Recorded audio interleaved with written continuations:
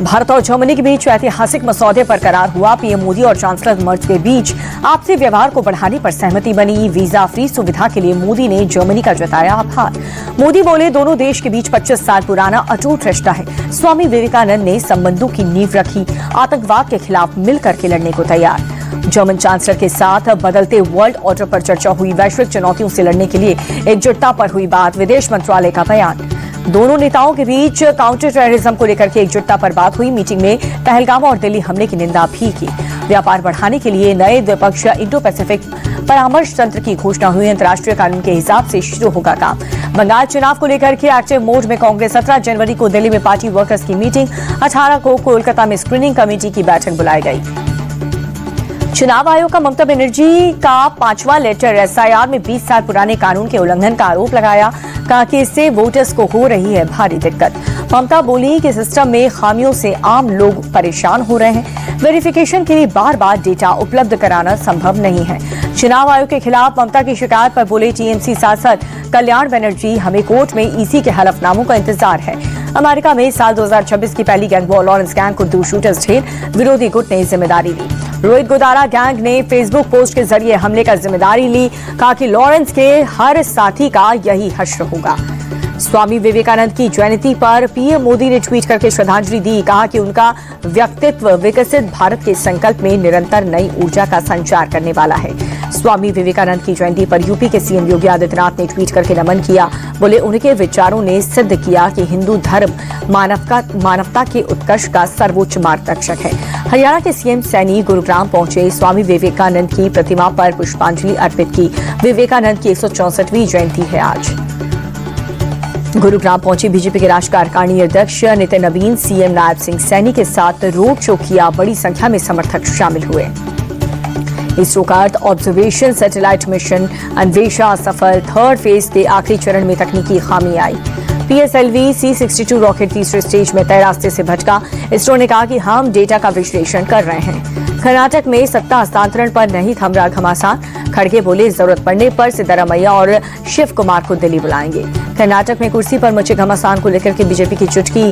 कहा कि सीएम और डिप्टी सीएम का ड्रामा सबको दिख रहा है।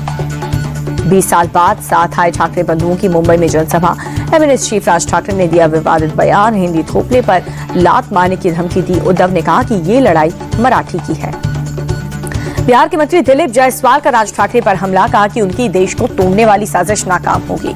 राज ठाकरे के बयान पर कांग्रेस से भी नाराज। नाना पटोले बोले, संविधान की तौहीन करने वालों पर टिप्पणी का कोई मतलब नहीं है। महाराष्ट्र के सीएम फडणवीस ने डिप्टी सीएम अजित पवार पर कसा तंज। बोले कि मेरा काम बोलता है, अजित दादा सिर्फ बोलते हैं। चुनाव में हार के डर से उनका संयम टूट रहा है।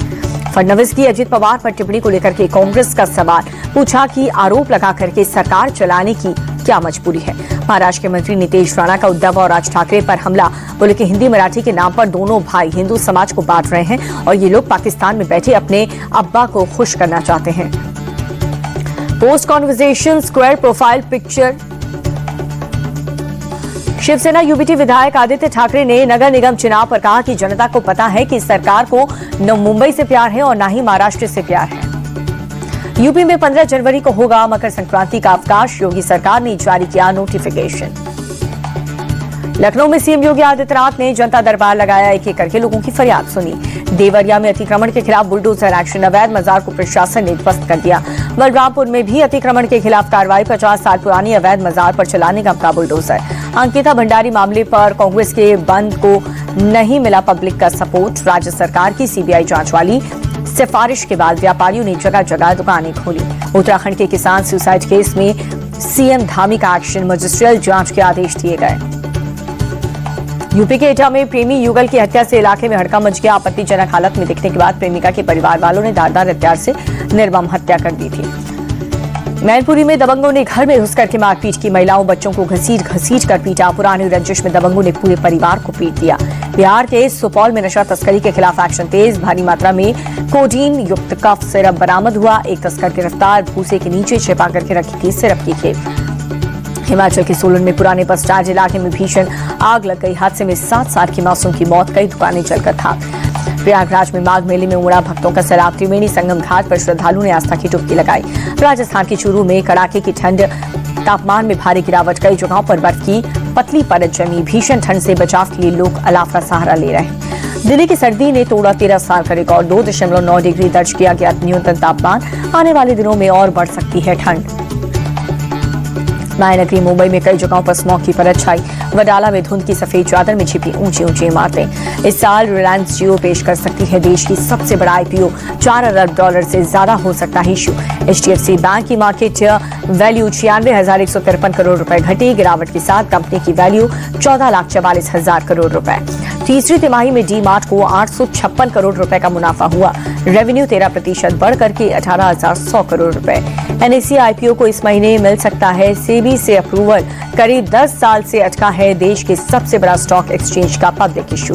अमेरिका के लॉस एंजलिस में ईरान विरोधी प्रदर्शन के दौरान भीड़ में ट्रक घुसा। ट्रक की चपेट में आने से कई लोग घायल हो गए। ट्रक पर 1953 के तख्ता पलट को लेकर के संदेश लिखा था।